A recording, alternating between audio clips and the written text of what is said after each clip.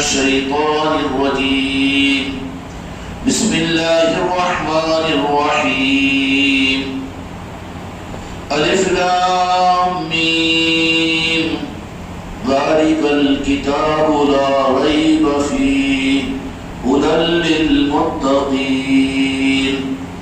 وقال تعالى في شان حبيب إن الله وملائكته يصلون على النبي يا أيها الذين آمنوا صلوا عليه وسلموا تسليما. اللهم صل على محمد وعلى آل محمد وبارك وسلم. صلاة وسلام عليك يا رسول الله، صلاة وسلام عليك يا حبيب الله. قابل قدر محفل کے اندر محفل کو سجانے والے وابستگان خانقاہ محمدی اور جتنے حاضرین ہیں اور حاضرات ہیں، رب العالمین کا احساس ہے کہ بلا کسی تشبیہ کے اللہ تعالیٰ کی بارگاہ میں ہم سجدہ شکر ادا کرتے ہیں کہ اللہ تبارک و تعالیٰ نے ہم کو اور آپ کو یہ نعمت اور یہ دولت سے نوازا اور یہ مہینہ مبارک مہینہ ہم کو اور آپ کو عطا فرمایا. مہینہ ملنے کے اعتبار سے دنیا کے سارے انسانوں کو ملا ہوا ہے. بعض لوگوں کی نظریں تو اس مہینے کے اندر میں سپتمبر اور اکتوبر پر ہوگی، اور بعض لوگوں کی نگاہیں اس درجے کے اندر میں یہ کہ یہ مہینہ بھی ربیع الاول کا ہے.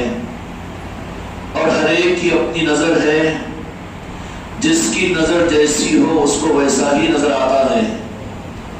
لیکن رب سے مانگے کہ یا رب وہ نظر ہم کو عطا فرما جو نظر تجھے پسند ہے، اور وہ قلب عطا فرما، وہ قلب سلیم جس کو قرآن مجید میں اللہ تعالیٰ نے فرمایا کہ قلب کے معنی اردو کے اندر میں دل کے ہوتے ہیں، لیکن دل اللہ تبارک و تعالیٰ نے قرآن مجید کے اندر میں دو دلوں کی طرف میں اشارہ فرمایا ہے.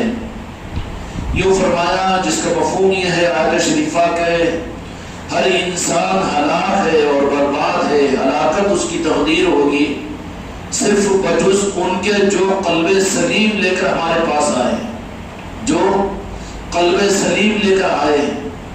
قلب کے معنی اردو میں دل کے ہوتے ہیں، انگلش میں ہارٹ کے ہوتے ہیں.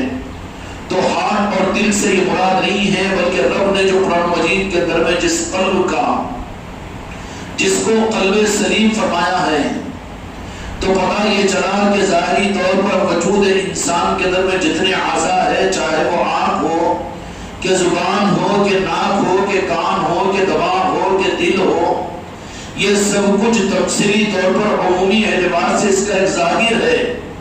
لیکن رب العالمین نے اس کے اور حقیقت کو بھی بیان فرما دیا کہ وہ دل جس کو تم دل سمجھتے ہو وہ دل نہیں، بلکہ اس کے علاوہ وہ تو صورت دل میں صورت ہے، لیکن ایک اس کے اندر میں چھپا ہوا ایک دل ہوتا ہے. ایک انسان ہے، وجود کے اعتبار سے ایک انسان نظر آتا ہے کہ جس کی وجہ سے شناسائی ہوتی ہے کہ یہ نصرت ہے. تو نصرت کا وجود اس لیے کہ اس کے وجود پر اس کے ماں باپ نے اس کا نام رکھا، یہ کسی کی پہچان کے لیے انسانوں نے اس کا نام متعین کیا. یہ ایک تو ظاہری تعارف ہے، ظاہری پہچان ہے، لیکن حقیقت بھی یہ ہے کہ ایک انسان کے وجود میں ایک حقیقی انسان بھی چھپا ہوا ہوتا ہے. اللہ تبارک و تعالی ہم کو ظاہر سے زیادہ حقیقت کی طرف میں آگے بڑھنے کی توفیق عطا فرمائے، اور جو چیز چھپی ہوئی ہوتی ہے جو ظاہر اللہ نے کر دیا اس کو دیکھنا نہیں پڑتا بلکہ خود دکھ جاتی ہے. میرا ظاہر آپ کو دکھ رہا ہے، آپ کا ظاہر مجھے دکھ رہا ہے، لیکن چھپا ہوا دل ہے، اس کو میں تمہارے دل کو نہیں دیکھ سکتا، تم میرے دل کو نہیں دیکھ سکتے. تو یہ تو چھپے ہوئے سینوں میں چھپے ہوئے دل کی بات ہے. لیکن رب العالمین کا وہ جو معاملہ قرآن مجید کے اندر میں ہے کہ ہر ایک ہلاک ہے صرف ان لوگوں کے جو قلب سلیم کو لے کر ہمارے پاس میں آئے. یعنی سلامت قلب والا وہ کون سا قلب ہے؟ اب یہ تو آیت شریفہ کی طرف میں نے اشارہ فرما دیا، ویسے ہی انسان کے وجود کی طرف بھی اللہ تبارک و تعالیٰ نے اشارہ فرمایا ہے کہ ظاہر کے اندر میں ایک انسان ہے جو ظاہر میں نظر آتا ہے، لیکن ایک حقیقت میں انسان ہوتا ہے. یہ ظاہری انسان اس حقیقت انسان کے تابع ہوتا ہے. ریموٹ یہ ظاہری انسان کے اعضاء جوارے کا، اس کی زبان، اس کی آنکھ، اس کا دماغ، اس کا دل، اس کے پیر، اس کی حرکات، اس کا سوچنا، اس کا بولنا، اصل میں وہ باطنی جو انسان حقیقت میں انسان کے اندر چھپا ہوا ہے، اس کے ہاتھ میں یہ کھلونا ہوتا ہے۔ اس لیے انبیاء اکرام علیہ السلام نے آ کر انسانوں کو ظاہری تعلیم ہی صرف نہیں دی اور ظاہری جسم کو بنانے کی فکر نہیں کی، ظاہری جسم کے اوپر ان کی نگاہیں نہیں ہوتی تھی کہ یہ نہیں فرمایا کہ کسی کو اگر ایک ہاتھ ہے تو وہ انسان خدا کی نظر میں ناکام ہے، یا کسی کو ایک آنکھ ہے تو پھر وہ ادھورا انسان ہے خدا کی نگاہ میں، یہ نہیں فرمایا۔ ظاہری جسم کی کمی زیادتی کوئی اثر بنیاد نہیں رکھتی، یہ تو انسانوں کے لیے عیب قرار دیا جاتا ہے، لیکن خدا کی نظر کے اندر میں جو سب سے بڑا عیب اللہ کی نگاہ میں قرآن و حدیث کی صورت میں ہے وہ یہ ہے کہ انسان کا ظاہر تو تخلیق کے اعتبار سے مخلوق انسان یہ بنایا جائے کہ یہ کھا رہا ہے، ہوٹل لسٹوں میں انسانوں کے اندر میں شمار ہے، بیٹھ رہا ہے انسانوں کے درمیان میں، چل رہا ہے، پھر رہا ہے، لوگ انسان کہہ رہے ہیں، لیکن اس انسان کے اندر میں چھپا ہوا انسان جس کو اللہ نے اور سوالات نبیوں کے ذریعے سے اس اندر کے چھپے ہوئے انسان کو بنانے کی کوشش کی تھی۔ اس لیے انسانوں کے لیے ضروری ہے کہ اس حقیقی انسان کو بھی پہچانے جو اندر میں چھپا ہوا ہے۔ اب وہ اندر کا چھپا ہوا انسان اللہ کی عطا ہے اور اللہ کا پسندیدہ ہے یا اللہ کا ناپسندیدہ ہے، اس کی پہچان کیسے ہوگی؟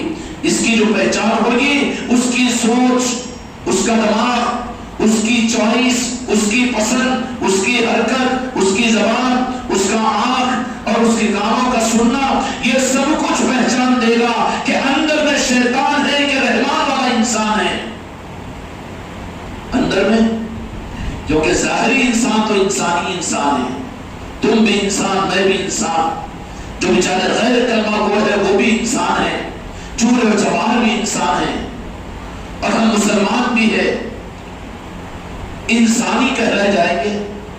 خلق الانسان فی احسن تقویم، اللہ نے صورت کے اعتبار سے انسان بنا دیا، لیکن لفظ احسنی تقویم جو فرمایا، اشارہ فرما دیا کہ تم انسانوں میں پیدا کر لیے گئے لیکن احسن بننے کی کوشش کرو۔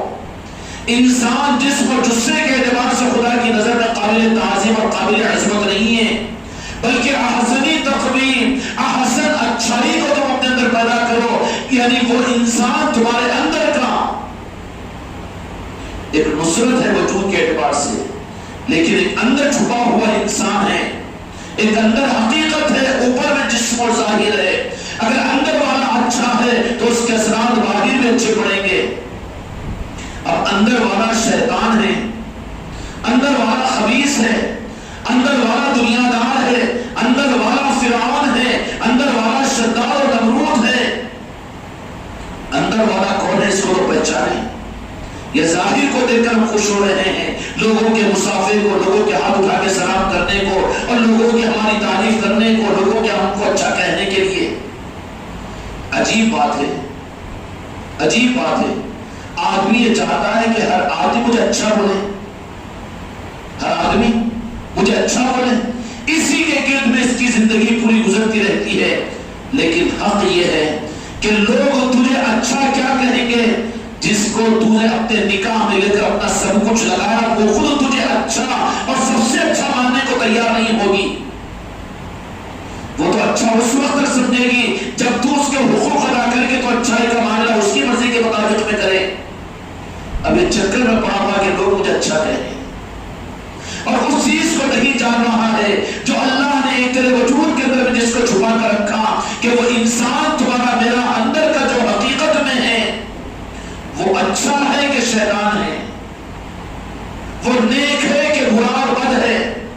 اب برے اندر کے فرعون کو، شیطان کو، نمرود کو، قارون کو اندر کے چھپانے کے لیے اب اوپر اچھے کپڑے بھی پہن رہا ہے، بہترین داڑھی بھی پا رہا ہے اور بہترین عطر بھی لگا رہا ہے اور بہترین سب کچھ ہو رہا ہے، وہ اندر کے خراب کو چھپا رہا ہے۔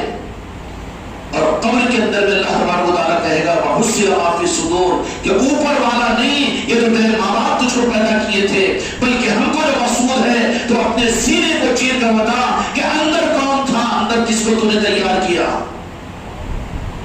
تو اوپر کی اچھائی سے زیادہ ہم کو اپنے اندرون کی اچھائی کی فکر کرنی چاہیے کہ نہیں چاہیے؟ اللہ تعالیٰ اس کی فکر کی توفیق مجھ کو آپ کو عطا فرمائے.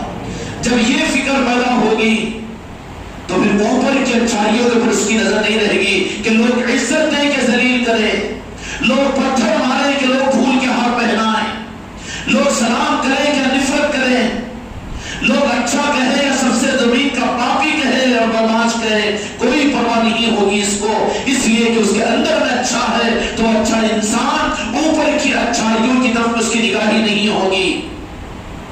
اور جس کے اوپر کو تو یہ بنانے کی کوشش کرے کہ لوگ میری تعظیم کریں، میری عزت کرے، اور لوگ مجھے عظمت دیں اور عزت دیں، لوگ میری تعریف کریں اور لوگ مجھے اچھا کہیں. کتنی بری چکر رہتی ہے، کتنی بری چکر ہے.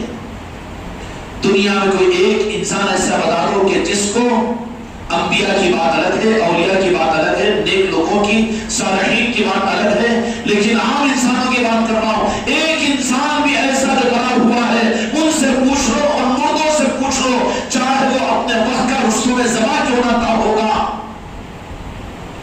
لیکن سارے انسانوں نے کسی ایک انسان کو اچھا کہا. کس اچھا کہلوانے کی اور سمجھنے کی دھوکے کے چکر میں پڑے ہوئے ہو. جنازے کو دیکھیں گے تو 10 آدمی اچھے کہیں گے تو اس میں سے ایک ذرا منہ چڑھائے گا، میں معلوم ہے مجھے ان کی کمی بھی. کس چکر میں پڑے ہوئے ہو؟ رخ کو پھیرو، اپنے حقیقت کو اندر میں دیکھو. اچھا کون ہے؟ اللہ تبارک و تعالیٰ قرآن مجید کے ذرا فرماتے ہیں کہ ہلاکت اور بربادی سے وہ بچے گا جو صرف قلب سلیم لے کر ہمارے پاس میں آئے. تو پتا کیا چلا؟ یہ اوپر کے ظاہر کے چمن کھلوانے سے زیادہ ہم کو اپنے اندر کی فکر کرنی چاہیے کہ ہمارا اندرون اچھا ہے کہ نہیں ہے. میرے اندر میں فرعون ہے جس کی پہچان کیا ہوگی؟ کبر ہوگا. میں چاہوں گا کہ میری چلے، آئی ایم ڈکٹیٹر، میرا آرڈر، مائی آرڈر. تو کیا پتا چلے گا کہ مسجد کے مصلی پر رہ کر بھی یہ فرعون ہے اس کے اندر میں. اوپر کچھ ہے، تقریر والا ہے، لیکن اندر میں فرعون بیٹھا ہوا ہے. بہت بڑا دنیا دار نہیں بلکہ دینی نظاموں میں چل رہا ہے اور ہزاروں لاکھوں مریدوں کا پیر بنا ہوا ہے، لیکن اوپر میں تو یہ ہے، لیکن اندر میں اگر قانون ہے تو وہ تو کوئی بھی موقع ہاتھ سے نہیں جانے دے گا کہ کسی طرح سے دنیا کو کھینچوں اور دنیا کو حاصل کروں، دنیا کی محبت حاصل کروں. اگر یہ رخ ہے تو اوپر میں تو وہ کچھ ہے، اوپر میں تو نمازی ہے، اوپر میں تو دیندار ہے، لیکن حقیقت میں اندر میں قارون ہے. سمجھ میں آ رہا؟ اوپر میں تو بہت اچھا ماشاءاللہ سب کچھ ہے، دیندار اور متقی پرہیزگار ہے، رمضان کے روزے تو چھوڑ دو، ہر ہفتے کے 2 روزے بھی وہ رکھتا ہے پابندی کے ساتھ میں، لیکن کیا ہے کہ وہ زمین کے اوپر سب سے اچھا گھر میرا بن جانا چاہیے اور سب سے اعلیٰ گھر ایسا گھر کہ لوگوں کے پاس میں ایسا نہ رہے، کسی کو ایسا گھر نصیب نہ ہو. تو پھر یہ اوپر تو کچھ اور پیر ہوگا، لیکن اندر کے اندر میں وہ شداد ہے. دھوکہ نہیں کھانا. اور یہ اسکل دوسروں پہ مت لگاؤ، میں اپنی ذات پر اپنے اصلاح کی فکر خود کرو. خانقاہی نظام اپنے کو بدلوانے کا نظام ہے اور اپنی تربیت کے نظام پر اپنے آپ کو آگے بڑھانے کا نظام ہے. انگلیوں کو اٹھانا بہت آسان ہے، لیکن ایک انگلی کو ادھر اٹھاؤ تو فطرتاً 3 انگلیاں تو اپنی طرف میں دیکھے گی. اور راہ طریقت کے سپاہیوں کی پہچان یہ ہوتی ہے کہ اپنی اصلاح میں اتنے گم رہتے ہیں کہ وہ دوسروں کی طرف دیکھنے کا ان کو موقع نہیں ملتا. اگر دنیا کی طرف ہے، عزت و شہرت ہے، ہماری چلنا چاہیے، ہمارا حکم ماننا چاہیے، ہم کو ہی ماننا چاہیے، تو یہ فرعون ہے، یہ شداد ہے، یہ قارون ہے. اس کے برخلاف میں اگر اندر میں نیک انسان ہے، قلب سلیم ہے، تو وہ تو یہی کہے گا کہ وہ زمین کے اوپر سب سے زیادہ برا میں ہوں، سب سے زیادہ برا میں ہوں. کڑوی گولی ہے ذرا، لیکن خانقاہ کی مجلس ہے یہ. اگر کھا لو تو کینسر کا علاج ہوگا، تمہارے کرونا کا علاج ہوگا اور تمہارے مرض علاج کا علاج ہو جائے گا. اگر اندر میں یہ ہے، اگر قلب سلیم ہے تو اس کی پہچان کیا ہوگی؟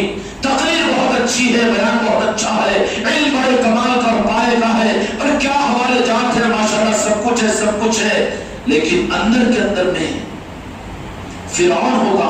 اندر میں قارون ہوگا، اندر میں شداد ہوگا، اندر میں نمرود ہوگا، اندر کے اندر میں ابو جہل ہوگا، اندر میں ابو لہب ہوگا، تو اس کی پہچان کیا ہوگی؟ اندر میں شیطان ہوگا، اس کی پہچان کیا ہوگی؟ اوپر سے عابد ہے، اوپر سے عبادت گزار ہے، اوپر سے اعمال کرنے والا ہے، لیکن اندر میں شیطان ہے، اس کی پہچان کیا ہوگی؟ عبادت کرو، دین پر چلو، ماشاءاللہ سنتوں پر عمل کرو، سب کچھ کرو، لیکن ادب عظمت مصطفیٰ یہ کیوں کرنا؟ وہ تو کتاب دے کر چلے گئے، وہ تو دین پہنچا کر چلے گئے، اب ان کے تعظیم کی کیا ضرورت ہے؟ ان کی عظمت کی کیا ضرورت ہے؟ یہ ربیع الاول کے محفلوں کی کیا ضرورت ہے؟ اس میں ہمارے شریک ہونے کی کیا ضرورت ہے؟ اور ہم کو عظمت اور عظمت کے ساتھ میں محفلوں کو سجانے کی کیا ضرورت ہے؟ بیان سننا، ارے بیان سننا ہے تو ان سے بڑے عالم صاحب کانوں میں لگا کر گھر پہ نیٹ پر سن لیں گے، ہو جائے گا؟ ہر چیز اس کا بدل نہیں ہوا کرتا، لوگوں کو دھوکہ لگ جاتا ہی ہے کہ 5-50 آدمی خانقاہ میں جا کر روزانہ اہتمام کے ساتھ میں اپنی اپنی خانقاہوں کے اندر جا رہے ہیں، اور میری بیٹیاں قابل قدر ہے وہ کہ اپنے پیسوں کو خرچ کر کے یہاں پر محفل میلاد کے لیے آ رہی ہے، بچے بھی آ رہے ہیں، اور ان کا آنا ایسے ہی نہیں بلکہ دن کے 12-14 گھنٹوں کے اندر وہ تیاری کر کر آتی ہیں، کتنی قابل قدر ہے، کیا ان کو نہیں معلوم کہ یوٹیوب کے اوپر کسی بڑی علامہ اور مولانا کا بیان سن لیں؟ یہ تو ایسے ہی ہوا کہ مسجد میں جا کر تراویح پڑھنے کی کیا ضرورت ہے؟ اس کے بجائے امام حرم کی تراویح ہم سن لیں گے، حرم کی تراویح ہے، بدل ہو سکتا ہے، حج کی کیا ضرورت ہے؟ لو ٹیلی کاسٹ کے اوپر ہم حج کے سارے مناسک کو دیکھ لیں گے، ہم بھی ویسی نقل کر لیں گے، حج ہو جائے گا ہمارا، جیسے وہ نہیں ہو سکتا محفل میلاد۔ تمہارے گھروں میں اگر نہ ہو تو محفل میلاد کرنے والے نہیں ہوں گے۔ اگر اہتمام اور عظمت کے ساتھ محفلوں میں خود نہ لاؤ اور اپنے آپ کو نہ پہنچاؤ تو تم یہ دھوکے میں نہیں پڑنا۔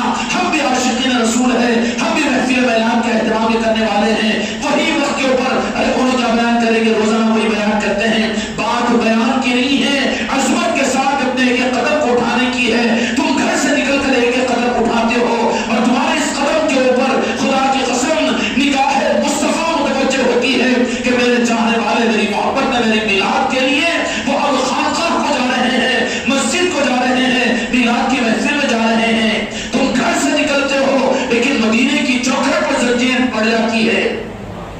جن کو اس بات کا احساس ہو اور جن کو اس بات کا یقین ہو جائے انہیں ترغیب دینی پڑے گی، ان کو بولنا پڑے گا۔ سیدھی بات یہ ہے، میرے بچوں برا نہ مانو، میں اپنی ذات پر لے کر کہہ رہا ہوں، میرا ظاہر تو بہت اچھا لگے گا دھوکہ نہیں کھانا، لیکن میں خود جائزہ لے کر دیکھوں کہ میرے اندر میں رحمان کا نظام ہے کہ شیطان کا نظام ہے۔ شیطان کا نظام ہے عبادتیں اور اعمال اور علم اور عمل سب کچھ چلے گا، شیطان کے پاس بھی کیا ہے؟ میں گناہوں سے بچتا ہوں، کبھی میں نے شراب نہیں پی اور میں نے کوئی گناہ کا کام نہیں کیا، شیطان بھی کوئی گناہ نہیں کیا تھا۔ شیطان نہ قاتل تھا، نہ شرابی تھا، نہ گناہگار تھا، نہ مشرک تھا، نہ کافر تھا۔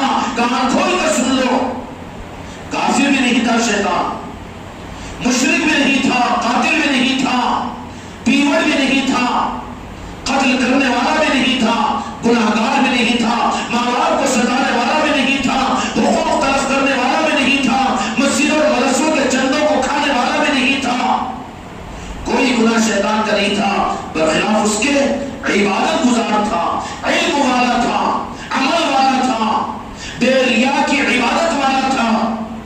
بے ریا میں بھی ہمارا معاملہ دل کے اندر میں ہے، بس ہم اپنے گھر میں چھپ گئے نہیں، شیطان بے ریا کی عبادت والا تھا، ریاکاری نہیں تھی اس میں، بڑے کمالات تھے، کوئی خرابی نہیں تھی، ٹھیک ہے، لیکن شیطان جو شیطان بنا ہے وہ صرف اس بنیاد کے اوپر کہ اللہ تبارک و تعالیٰ نے اس کو شیطان بنانے کے لیے کچھ نہیں چھینا بلکہ میرے آقا کی تعظیم اور عظمت اور ادب کو چھین لیا، رب میں اور مصطفیٰ کے اندر میں ناپنا شروع کر دیا کہ تو اللہ ہے وہ ہے۔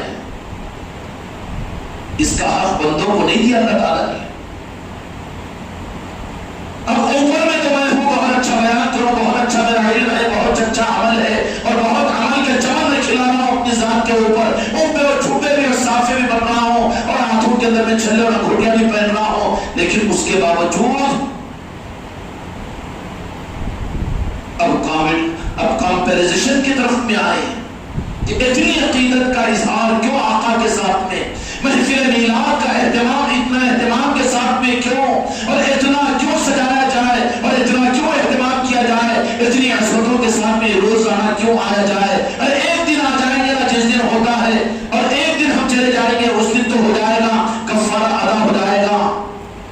یہ بات نہیں ہے، کفارہ ادا ہو جائے گا یہ نہیں ہوگا۔ تجھ پر بوجھ اللہ نے کہا رکھا۔ اللہ کو تو اپنے محبوب کے معاملات میں قلب سے دل و جان کے ساتھ جو فدا ہونے والے ہیں ان کی فدائیت کے اظہار اپنے محبوب کی بارگاہ میں قبول کرواتا ہے۔ اگر دل میں عظمت اور تعظیم مصطفیٰ نہ ہو، محبت نہ ہو، تو ان کا بڑا سا بڑا عمل بھی خدا اپنے محبوب کی بارگاہ میں قبولیت کو نہیں دلواتا۔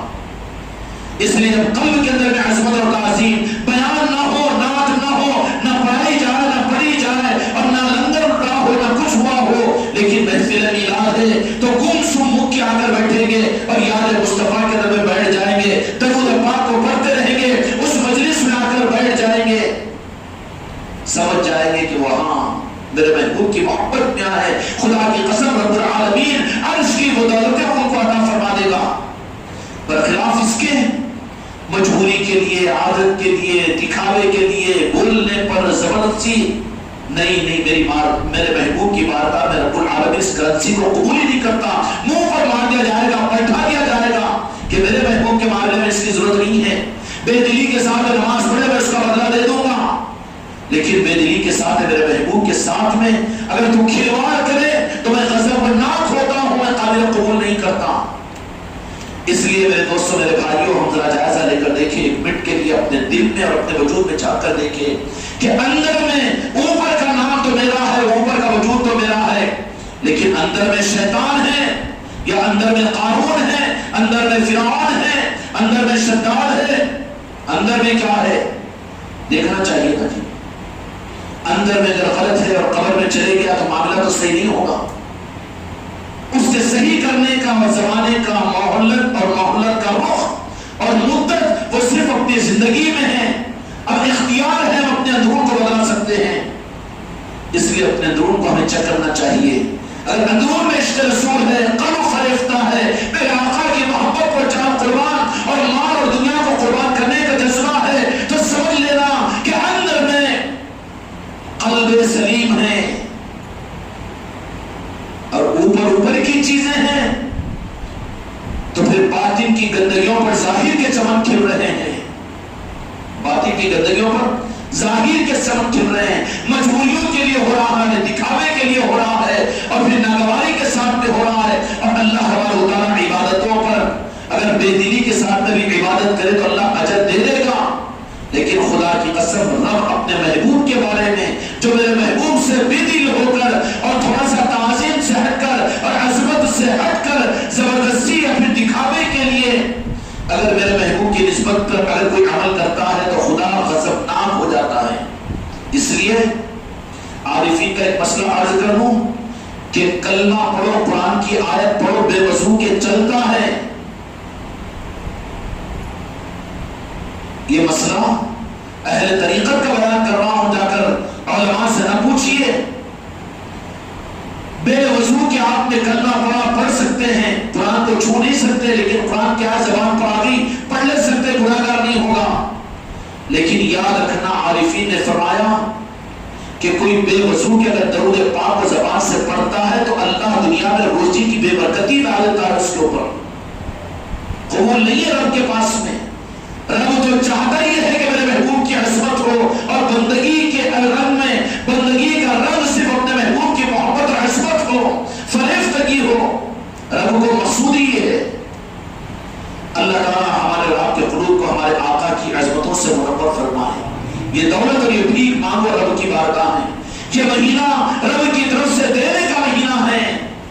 اس مہینے کے اندر میں ایک کافر جس کا کفر قرآن اللہ نے بیان کیا، وہ بھی میرے محبوب کے ساتھ میں اگر ذرا برابر بھی کوئی اگر اچھی چیز کو ظاہر کرتا ہے تو رب العالمین اس کا بدلہ بھی دے دیتے ہیں۔ اگر میرے بھائی محفل میلاد میں اور میرے آقا کی نسبتوں پر ان محفلوں کے اندر میں دل و جان کے ساتھ میں محفلوں اہتمام کے ساتھ کریں اور ان محفلوں کو سجائیں، اپنے گھروں کے اندر میں سجائیں، اپنے محلوں کے اندر میں سجائیں، تو اللہ تبارک و تعالیٰ اس کے بدلے میں رب العالمین پھر اپنے محبوب کی محبت قلب کے اندر پیدا کرے گا۔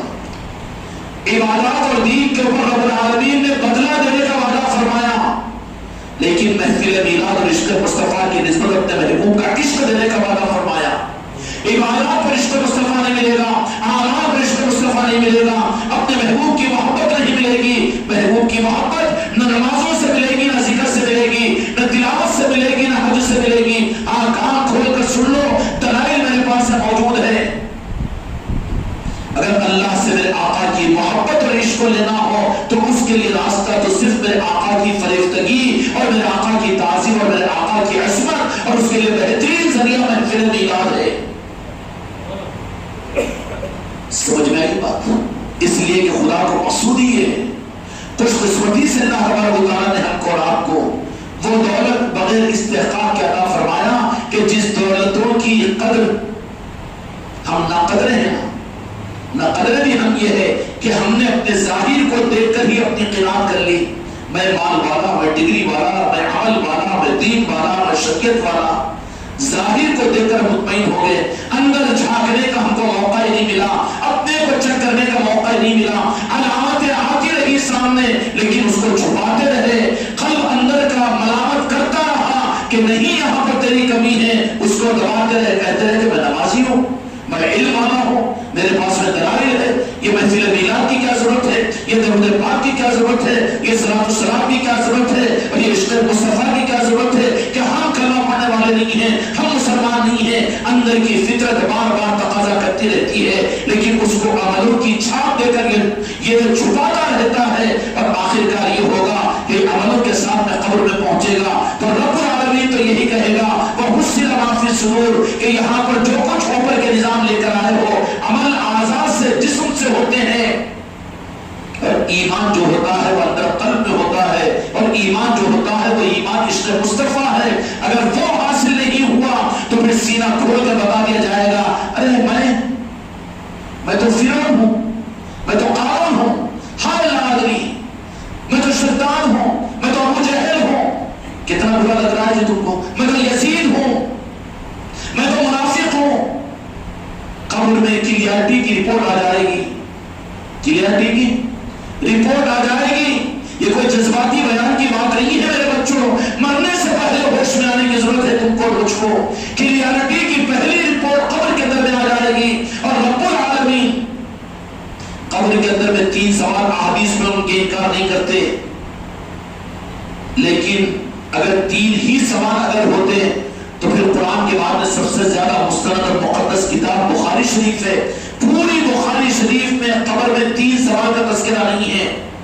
ابو داؤد شریف نسائی کے اندر میں احادیث میں ہے 3 سوال مانتے ہیں، اور وہی پہاڑ پائے گئے ہیں 3 سوال، کیونکہ اصل سے رخ کو ہٹانے کے لیے اگر 3 سوال ہی اگر ہوتے تو امام بخاری شریف صحیح بخاری شریف میں اس کو نقل کیے ہوتے۔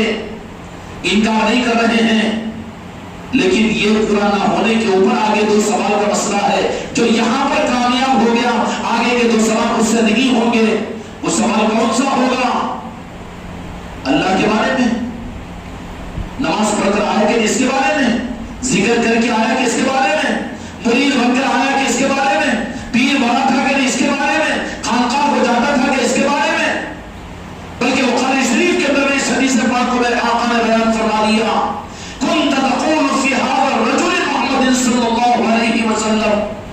ممکن نکیر آتے ہی پہلے سوال کریں گے اس ذات مقدس کے بارے میں، جہاں پر میرے آقا کے چہرے انور منور کو بتایا جائے گا، پوچھا جائے گا کہ اس کے ذات کے بارے میں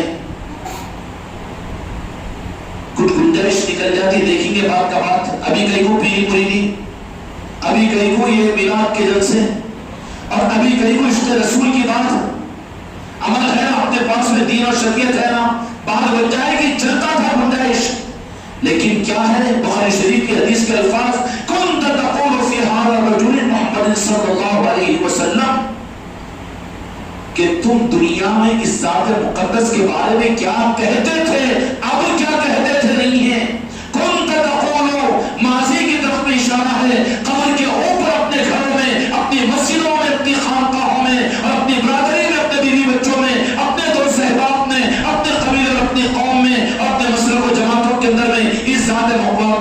بارے میں تم دنیا میں کیا کہتے تھے؟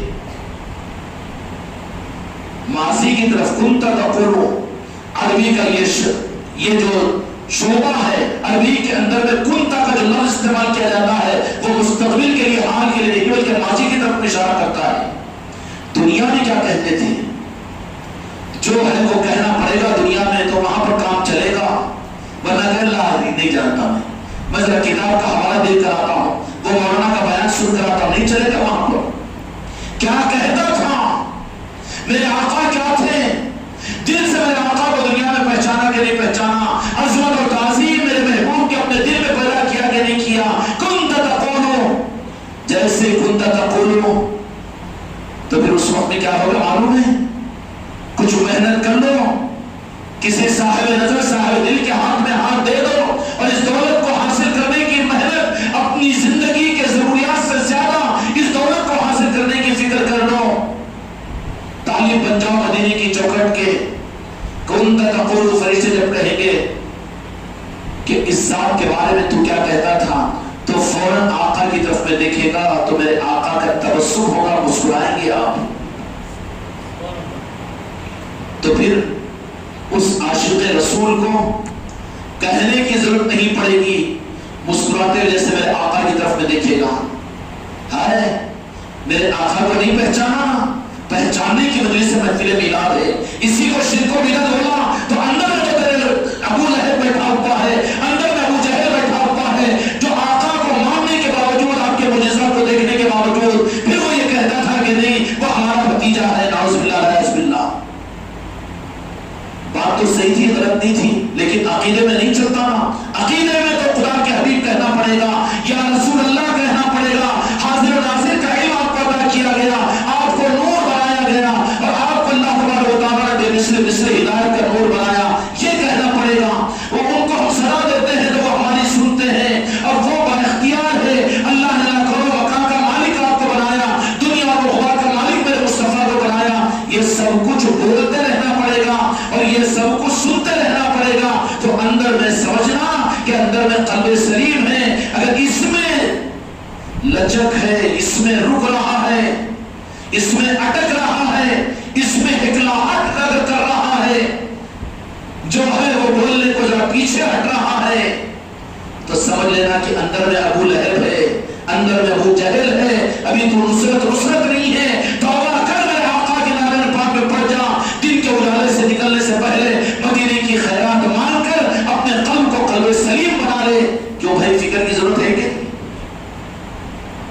اندر کو، کیونکہ معاملہ سارا اندر کے اوپر ہے۔ اللہ نے کہا کہ سارے ہلاک ہوں گے صرف ان کے علاوہ جو قلب سلیم کو لے کر آئے۔ قلب سلیم کا مطلب کیا ہے کہ سینے کے اندر عشق مصطفیٰ ہے کہ نہیں، ادب مصطفیٰ، کیونکہ اللہ تبارک و تعالیٰ کا مقصود اپنی عبادت کا بھی خدا کو اپنی عبادت کروانے کا مقصود نہیں ہے۔ کیا ہے؟ اللہ کو اپنی عبادت کروانے کا بھی مقصود نہیں ہے، بلکہ رب العالمین کو کیا مقصود ہے؟ رب العالمین کو صرف اور صرف مقصود جو ہے میرے مصطفیٰ کی مرضی اگر پوچھو تو کہیں گے کہ رب کی عبادت کرو، رب کو پہچانو، رب کو مناؤ، اور رب کے پاس میں اگر خوش قسمتی سے اس مقام پر پہنچ جائے کہ یا رب تو بتا کہ تیری مرضی کیا ہے، تو رب کیا کہے گا؟ میں اپنے حبیب سے جو محبت کرتا ہوں اس کا اظہار ہو تمہاری زندگی سے۔ میرا مقصود تم لوگوں سے تمہارے رکوع سجدے جبرائیل کی نمازیں ہیں، فرشتوں کی عبادت ہے، اولیاء اور انبیاء کے سجدے اور رکوع ہے۔ اب تو لانا اپنی لگڑی لولی نماز کو، میں نمازی چل بازو ہٹ۔ بلکہ رب کیا کہے گا کہ میرا مقصد یہ نہیں تھا، میرا مقصد تو تھا یہ کہ میں اپنے محبوب سے جو محبت کرتا ہوں اس کو تم ظاہر کرو، اس لیے کہ میرا مقصود صرف اور صرف اپنے محبوب کی محبت کو ظاہر کرنا ہے۔ اس لیے نماز بھی دیا تو نماز اپنے محبوب کا اظہار کروا دیا۔ پڑھو پوری نماز کی قبولیت قبول نہیں ہو سکتی، پڑھا تحیات للہ والصلوات والطیبات، السلام علیکہ، السلام علیکہ، سلام سے رہ جائے پیٹ پلٹا کے بھاگ جاتا، شیطان ہے، قلب سلیم والا ہے، سلام سے نفرت۔ اگر آپ کو سلام کروں میں تو آپ خوش ہوں گے کہ پیٹ پلٹا کے، اب میں تم کو سلام کیا کر کے منہ پلٹا کے چل جا، دوبارہ کرتا سلام، سمجھے نا کہ بیچارہ کلمہ وہ ہے کہ غلطی سے بھی کس کو تو بھی کاف کا تو سلام نہیں کر دیا۔ دارالعلوم دیوبند کے علماء نے بھی یہ فتویٰ دیا ہے کہ کہیں پر صلاۃ السلام ہو، وہاں اگر موجود ہو تم اتفاق نہ رکھتے ہو تو سلام کے ختم ہونے تک پیٹ پلٹا کر جانا گستاخی ہوگی، بے ادبی ہوگی۔ خطرہ ہے کہ تمہارے جانے سے پہلے تمہارے ایمان کو نفاق میں بدل دیا جائے۔ کھیل و تماشا نہیں ہے یہ نظام، اس میں رسول کا معاملہ امت کے لیے کوئی مسلک و جماعت کا نظام نہیں ہے۔ رب کا مقصود یہ ہے کہ رب یہی کہے گا کہ میرا مقصود صرف یہ ہے کہ کیا ہے کہ صرف میرے محبوب سے میں کتنا محبت کرتا ہوں، اس کو تم محسوس کرو، اس کا اظہار کرو۔ اس لیے نماز میں بھی اللہ تبارک و تعالیٰ نے التحیات دیا، پورے قرآن میں بھی ادب مصطفیٰ سکھایا، وَتُعَزِّرْهُ وَتُوَقِّرْهُ، تو پتہ یہ چلتا ہے کہ مصطفیٰ تو رب کی طرف میں بھیجتے ہیں، لیکن رب ہے کہ میرے مصطفیٰ ہی کی طرف میں سب کچھ کروانا چاہتا ہے، تو میرے مصطفیٰ ہی کی تعظیم اور عظمت اور ادب کو کروانا چاہتا ہے۔ اس لیے ان چیزوں کو محسوس کیا تھا، ہم کیا محسوس کریں گے؟ لیکن انبیاء تو محسوس کیا تھا۔ جب انبیاء سے پوچھیں گے کہ تم نے رب سے کیا محسوس کیا، تو وہ انبیاء اکرام علیہ السلام ایک ایک نبی بھی یہ بات کہیں گے، حضرت آدم علیہ السلام سے لے کر حضرت عیسیٰ علیہ السلام تک وہ یہی کہیں گے کہ رب کا مقصود بھی اپنے محبوب کو، رحمت للعالمین کو، اور حبیب خدا اور حبیب پاک کی عظمت اور تعظیم کا اظہار یہ ہے۔ حضرت آدم علیہ السلام کی اولاد کا نظام یہ چلا کہ روزانہ ایک جوڑوا پیدا ہوتے تھے، ایک بھائی اور بہن، اور اس وقت میں بنی آدم کی نسل کو چلانے کے لیے ان کے لیے سگے بھائی اور بہن کا نکاح حرام نہیں تھا، بلکہ ان سے بنی آدم کی نسل کو چلتا تھا۔ لیکن حضرت شیس علیہ السلام جب پیدا ہوئے بعد کی اولادوں میں، تو وہ اکیلے پیدا ہوئے۔ کیا ہوئے؟ سیدھا بیٹھو، سیدھا سیٹ رائٹ، آپ کو بول رہا ہوں ذرا سب سیٹ رائٹ، چست بیٹھو، سست نہیں۔ یہ مجلسات عاشقین کی مجلس ہے، سستی کا اظہار نہیں ہونا چاہیے۔ حضرت شیس علیہ السلام تنہا اکیلے پیدا ہوئے۔ حضرت آدم علیہ السلام نے رب کی بارگاہ میں معلوم کیا کہ اللہ جوڑوا ہوتے تھے، لیکن حضرت شیس علیہ السلام تنہا اور اکیلے پیدا ہوئے۔ تو بولے کس کی وجہ یہ ہے کہ تمام اولادوں کو ہم نے جوڑوا بنی آدم کے انسان کے سلسلے کو چلانے کے لیے پیدا کیا ہے، اور اولادوں میں تمہاری اولاد حضرت شیس ہمارے آخری نبی حضرت محمد مصطفیٰ صلی اللہ علیہ وسلم کی نور کی امانت ہم نے تمہاری ان میں منتقل کی، تو ہم نہیں چاہتے کہ اپنے محبوب کے نور کو بھی جدا کرے۔ یہ حدیث اور تفسیر اور قرآن کی بات کہہ رہا ہوں میں۔ حضرت شیس علیہ السلام اکیلے پیدا ہوئے، تو ہم نہیں چاہتے کہ شیس علیہ السلام کے ساتھ میں کوئی جوڑوا، اس لیے کہ ہم نے اپنے محبوب کے نور کو آپ کے ذریعے سے ان میں منتقل کیا، تو اپنے محبوب کے نور کو ایک ہی وقت میں ہم دو جگہ تقسیم کرنا نہیں چاہتے تھے۔ تقسیم ہمارے اپنے محبوب کے بارے میں ہم کو گوارا نہیں، اس لیے صرف وہ اکیلے ہیں، اور وہ امین ہے ہمارے آپ کے اندر جو نور مصطفیٰ منتقل ہوا تھا، اس نور کو ہم نے حضرت شیس علیہ السلام میں منتقل کیا ہے۔ مل گیا میرے آقا کی عظمت کا ثبوت حضرت آدم اور حضرت شیس علیہ السلام سے۔ اس وجہ سے حضرت آدم علیہ السلام ساری اولادوں سے جو محبت تھی، لیکن آدم علیہ السلام برا بھی نہیں مانیں گے، آپ کو سمجھانے کے لیے بتا رہا ہوں میں۔ لیکن حضرت شیس علیہ السلام کے پیدا ہونے کے بعد جتنی محبت حضرت شیس علیہ السلام سے تھی، اولاد باپ سے محبت کرے، لیکن بہت اعلیٰ درجہ ہے کہ باپ کسی اولاد سے محبت کرے۔ لیکن جب حضرت شیس علیہ السلام پیدا ہوئے، تو حضرت آدم علیہ السلام حضرت شیس علیہ السلام سے اتنی محبت کرتے تھے کہ دوسری اولادوں کو حسد ہونا شروع ہو گیا۔ یہ محسوس کریں کیا وہ سگے ہیں تو ہم سوتیلے؟ حضرت آدم علیہ السلام جو نبی تھے، اختلاف کرنے والے نہیں، ہم الزام اور عقیدے کو خراب نہیں کر سکتے، ایمان چلا جائے گا۔ حضرت آدم بھی تو اللہ کے نبی ہیں۔ فرمایا کہ ان سے محبت کی وجہ یہ ہے کہ میرا نور، نور مصطفیٰ جو مجھ میں تھا، وہ حضرت شیس میں منتقل ہوا، تو میں اس نور سے محبت کیسا نہ کروں؟ اگر اس نور سے میں محبت نہ کروں تو خطرہ ہے کہ میری نبوت چھین جائے۔ خطرہ ہے کہ امت کو کلمہ ملا کر آقا سے محبت نہ کرے تو ایمان رہتا ہے اس کے پاس میں، قرآن کاغذوں کا رہ جائے گا اس کے پاس میں، عمل روح کے پیپر کاغذ کے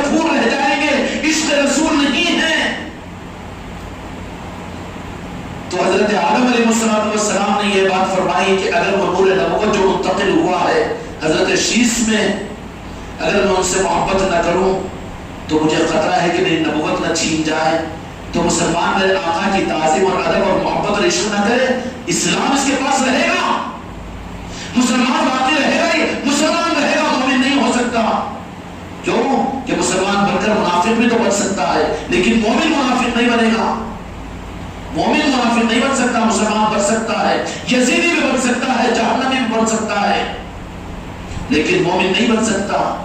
تو آدم علیہ السلام تو یہ کہیں کہ میں اس سے محبت حضرت شیس علیہ السلام سے اس لیے کرتا ہوں، خطرہ ہے کہ مجھے کہیں میری نسبت ختم نہ ہو جائے. اے شیس، اب بڑے رازدار بن گئے حضرت شیس علیہ السلام اور حضرت آدم علیہ السلام. تنہائیوں میں حضرت شیس علیہ السلام کو بابا آدم بلا کر تنہائیوں میں گفتگو فرمایا کرتے تھے. کیوں کہ نور مصطفیٰ منتقل ہوا تھا. کیا ہوا تھا؟ اہل بنا دیے گئے تھے. باقی اولادیں میں تو اولاد تھی، بنی آدم کا سلسلہ چلا. حضرت حوا ہی کی اولاد تھی، حضرت آدم ہی کی اولاد تھی، لیکن وہ اولاد جس میں نور مصطفیٰ منتقل ہوا، حضرت آدم علیہ السلام خود ان کو زیادہ چاہنے لگے. اور پھر انفرادی طور پر بلا کر تنہائیوں میں آپ گفتگو فرمایا کرتے تھے اور رموز اور حقائق ان کو بتایا کرتے تھے. خانقاہوں میں خاص مجلسیں کیوں ہوتی ہے جی؟ پیر خاص تربیتی مجلسیں کیوں رکھتے ہیں؟ ارے یہ سلسلہ تو بابا آدم کی طرف سے چلا سو ہے، تم جانتے نہیں ہیں. اسی لیے تو اللہ تعالیٰ نے اپنے محبوب کو بھی خاص علوم کے دینے اور سمجھانے کے لیے زمین پر جبرائیل کے ذریعے سے نہیں بھیجا، اس لیے کہ جبرائیل اگر لے کر جائیں گے تو وہ بات عام ہو جائے گی. پیغام خاص دینے کے لیے میرے مصطفیٰ کو بھی عرش پر بلایا معراج میں. عام اور خاص کا معاملہ ہے بھی نا، کہ وہ سارے مسلمان نہیں ہیں، ان کے مریدہ چمریدہ ہیں کہ حسد مت کر. بات یہ نہیں ہے تو حق کو نہیں جانتا، اس لیے تیری سوچ غلط ہو رہی ہے، عقیدے کو صحیح کر. حضرت شیس علیہ السلام کے ساتھ بڑی رازداری. اور حقیقت میں حضرت آدم علیہ السلام یعنی نبیوں نے جو میرے آقا کی عظمتوں کو ظاہر کیا، اس کی ساری روایتیں اور میرے مصطفیٰ کی عظمتوں کی پہچان حضرت آدم یعنی نبیوں سے جو ملی ہے. کتاب اور آسمانی کتابوں سے اللہ نے جو دیا وہ ایک الگ نظام ہے، لیکن نبیوں سے حدیث کی صورت میں جو امت اور قیامت تک ملی ہے وہ حضرت شیس علیہ السلام سے ملی ہے. کیا ملی؟ بڑی راز کی بات ہے. حضرت شیس علیہ السلام کے ساتھ حضرت آدم علیہ السلام، اور بڑی محبت فرماتے حضرت آدم علیہ السلام. کیوں کہ وہ نسبت والے تھے. کیا تھے؟ وہ بدنی اولاد تھی، وہ بنی آدم ضرور تھے، لیکن یہ نسبت والے تھے، نسبت منتقل ہو چکی تھی. عام مسلمانوں کو کیوں ہے نہیں؟ عام مسلمان بھی قابل قدر ہے خدا کی قسم، اس لیے کہ ان کی نسبت بھی تو آقا کے نارین پاک سے ہے. کلمہ تو میرے آقا کا پڑھتے ہیں، وہ قابل تعظیم ہے، لیکن بالقصور جو اہل نسبت ہوتے ہیں ان کی نسبت ہی کچھ الگ ہوتی ہے. جو غوث و خواجہ والے ہوتے ہیں، جو پنجتن پاک والے ہوتے ہیں، وہ اور عام لوگ برابر نہیں ہو سکتے. وہ تو خاص ہے، خاص یہیں پر خاص نہیں بلکہ وہ تو قبر میں بھی خاص ہوں گے. اور پھر کیوں کہ ان کا پرسان حال تمہاری اولادیں تو تمہارے قبروں پر تمہارے گاڑنے کے بعد میں شب برات میں بھی آنے کو منع کر دے گی، لیکن غوث و خواجہ والے اپنی قبروں میں جائیں گے. ان کے چاہنے والے ان کی آل اولاد ان کے قبروں پر بھی جایا کرے گی. وہ نہ جائے لیکن غوث و خواجہ تو ان کو یاد رکھا کریں گے. وہ تو خاص ہے قبروں میں بھی. حسد مت کرو. پھر میدان محشر میں بھی خاص ہے. قرآن مجید میں اللہ تبارک و تعالیٰ نے فرمایا کہ قیامت کے میدان میں جنتی اپنی اپنی جنتوں میں اپنے سردار اپنے پیر کے ساتھ میں جائیں گے جن کی تابعداری کیے ہوں گے. یہ مطلب ہے وہ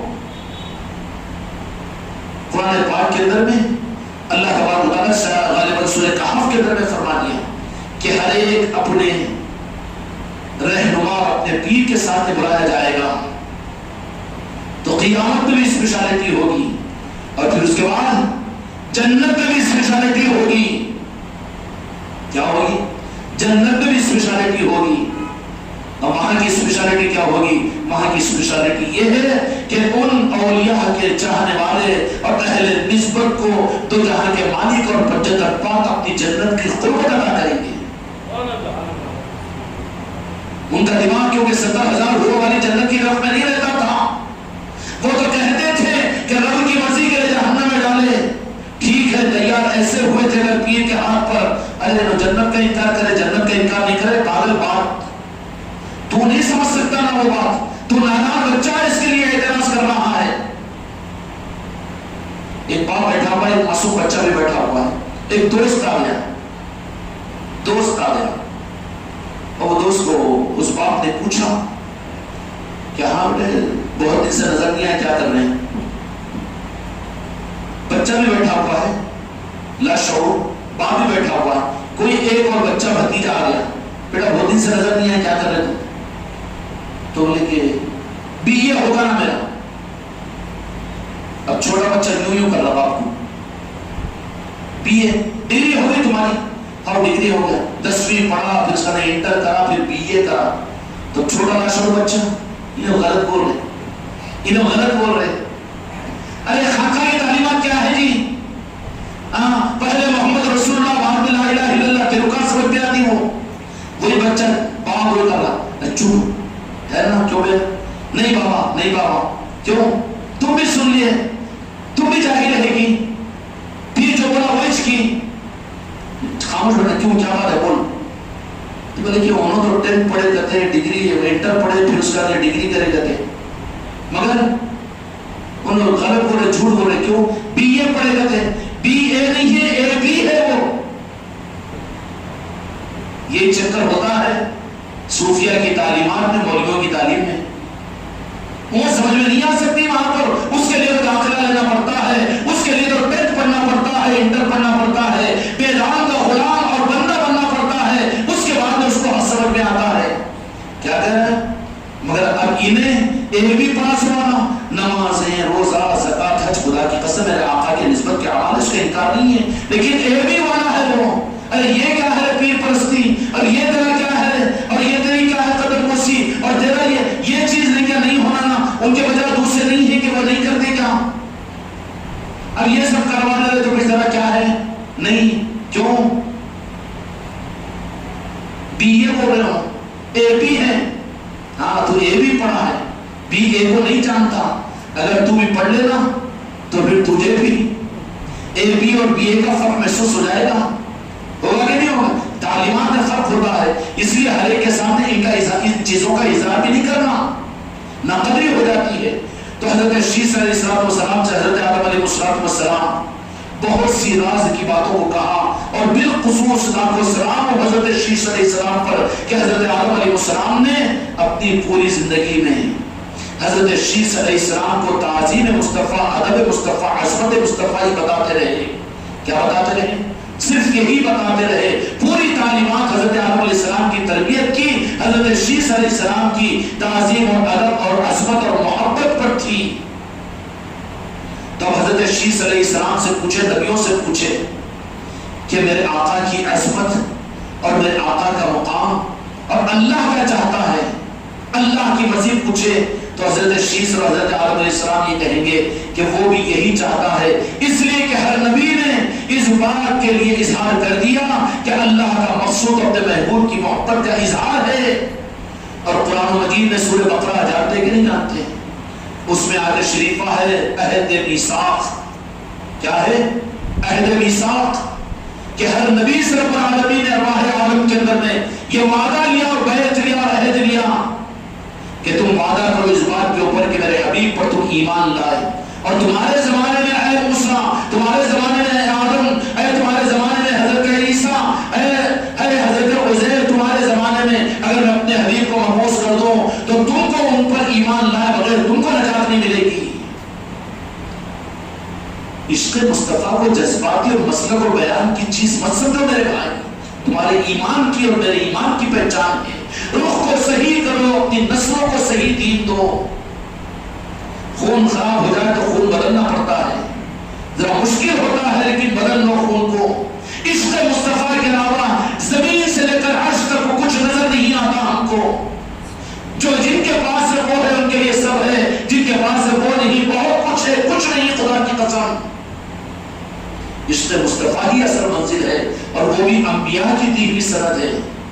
ہر نبی سے اللہ تبارک و تعالیٰ نے عہد میثاق، قرآن پاک کی آیت ہے، میثاق الذین، اللہ نے انبیاء سے عہد لیا، بیعت لیا، کس بات کی؟ اپنے ایک ہونے کی تبلیغ کے پہنچانے کی بات میں، بلکہ کیا فرمایا کہ تم کو میرے محبوب اور حبیب پر ایمان لانا پڑے گا، اور تمہارے زمانے نبوت میں، تمہارے زمانے نبوت میں اگر میرے محبوب اور میرے حبیب کو میں اگر بھیج دوں، اور بھیجا ہی اللہ نے اپنے محبوب کو ہر زمانے میں، یہ بھی پردے کی بات ہے، بھیج دوں تو پھر تم کو بھی ان پر ایمان لائے بغیر نجات نہیں مل سکتی۔ اس لیے ہر نبی نے اپنی امت کے سامنے میرے آقا کی عظمتوں کو بیان کیا اور کہہ دیا۔ حضرت موسیٰ علیہ السلام کی اچھر قوم نے کہا کہ ایک ایسی بات کہ حضرت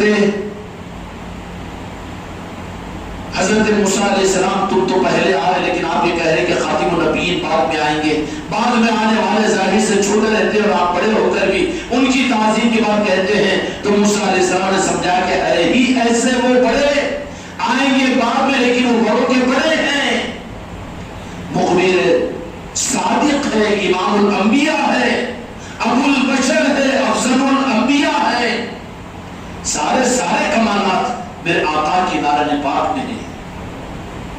یہ تو انبیاء کی تعلیمات تھی، اللہ کا پیغام تھا، لیکن اپنی بدنصیبی کے اوپر خدا کی بارگاہ میں بھی تم بھی سب معافی مانگو کہ اللہ تبارک و تعالیٰ نے ان انبیاء اکرام علیہ السلام سے بھی یہ کہلوا دیا، کیا کہلوا دیا کہ ہمارے سامنے اگر ہمارے آگے آ جائے تو ہماری نبوت نہیں چلے گی، ہم ان پر ایمان لائے بغیر ہماری نجات نہیں ہوگی۔ یہ تو پہلے کی بات ہے، نبیوں کے لیے اللہ نے شرط لگایا، اور تو ہم تو اس زمانے میں پیدا ہوئے جبکہ دو جہاں کے مالک میرے آقا حضرت محمد مصطفیٰ صلی اللہ علیہ وسلم کو اللہ تبارک و تعالیٰ نے ظاہر فرما دیا، اور آج وہ موجود ہے کہاں؟ صرف مدینے میں نہیں ہے، بلکہ قرآن مجید کہتا ہے کہ اے میرے محبوب آپ ایمان والوں سے فرما دو، مسلمانوں سے نہیں۔ یہاں سمجھ لینا، پھر سرٹیفکیٹ لے لینا اپنے دل سے، فتووں سے، دارالافتاء سے مت لو۔ یہ تو ایک مسئلے پر اتفاق نہیں کر سکے پورے دنیا کے دارالافتاء، تو اس مسئلے پر کیا اتفاق کریں گے؟ کیا فتویٰ دے دوں کہ قرآن مجید کے اندر اللہ تبارک و تعالیٰ نے فرما دیا کہ میرے محبوب آپ فرما دیجئے کہ آپ مومنین کی جانوں سے زیادہ قریب ہیں۔ قرآن پاک کی آیت کر رہا ہوں، مومنین کی جانوں سے زیادہ قریب ہے۔ اب جو کہہ رہے کہ مدینے میں دور ہے، یا رسول اللہ کیوں کہتے ہو؟ تو عقیدہ قرآن کے موافقت میں ہو رہا ہے یا نہ سمجھیے اور جہالت کی بات ہے؟ خدا کی قسم میرے مصطفیٰ کو جہاں وہ چاہتے ہیں خود آتے بھی ہے، اور ساری کائنات میرے آقا ہی کی جلوہ نمائی کے لیے خدا نے پیدا کیا، جن کے لیے پیدا کیا انہیں کو ان سے چھاؤں میں رکھ دے، یہ ہو ہی نہیں سکتا۔ میرے مصطفیٰ ان کے نام لیواؤں میں 6 صدی گزر جانے کے بعد حضور پیرانے پھر غوث الاعظم سرکار، اگلا مہینہ ربیع الثانی کا مہینہ غوث الاعظم کا مہینہ ہے، ہم غلاموں کو اس مہینے کے اہتمام کا بھی موقع ملے گا۔ حضور پیرانے پھر غوث الاعظم نے فرمایا کہ ساری کائنات خدا نے میرے سامنے ایسے مستحضر فرما دی جیسے ایک تشتری کے اندر میں یا اپنی ہتھیلی کے اندر میں کچھ، جس طریقے سے تم کسی چیز کو اپنی ہتھیلی میں دیکھتے ہو، ساتوں زمین و آسمان کو میں اپنی ہتھیلی میں دیکھ سکتا ہوں۔ اب کیا خیال ہے ان غلط عقیدہ والوں کا کہ جو مدینے میں ہیں وہ تو چلے گئے، اللہ تعالیٰ سب کو صحیح عقیدہ اپنے طرف چلا فرمائے۔ تم امین ہو، تمہاری ذمہ داری ہے اپنے اولادوں کا، اپنے گھر والوں کا، اپنے بچوں کا عقیدہ صحیح کرو، یا صحیح جہاں تعلیمات ملتی ہے وہاں پر لے کر جاؤ تاکہ عقیدہ صحیح ہو۔ عمل کی کمی کوتاہی کو معاف کروا لیں گے مصطفیٰ، لیکن عقیدے کی کمی کو رب معاف نہیں کرے گا۔ کیا کہتے تھے تم کنتا تقولو، کیا دنیا میں کہتے تھے؟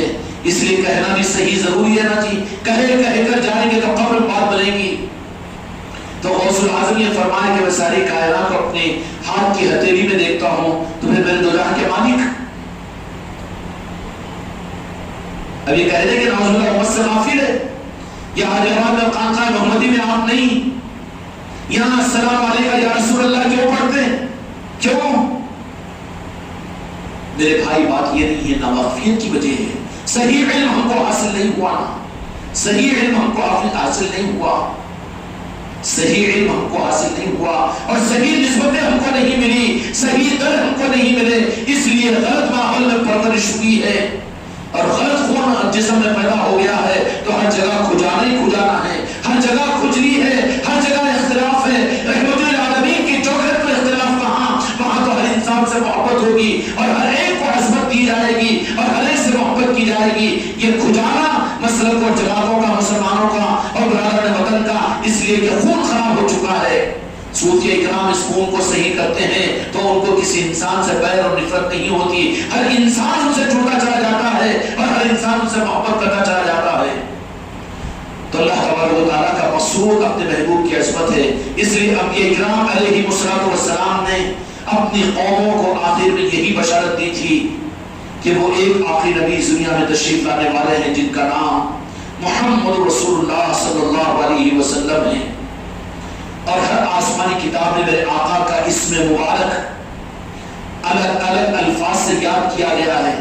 اس ملک میں، جس ملک میں تم رہتے ہیں، یہاں کے برادران وطن جو ہے، جن کی مقدس کتاب غیر ہے، چوتھی وید چتروید کے اندر میں میرے آقا کا اسم پاک لکھا ہوا ہے، اور اسی میں ان کے اشرو کا بھجن جو ہوتا ہے اوم تا، اس سے مراد جہاں کے مالک کی طرف اشارہ ہے۔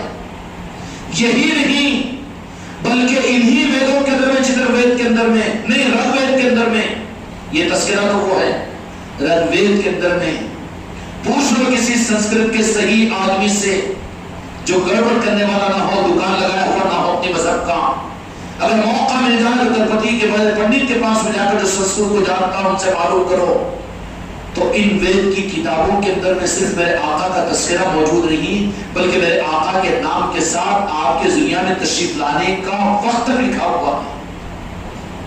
2.5 دن چڑھے اس دنیا میں وہ تشریف لائیں گے،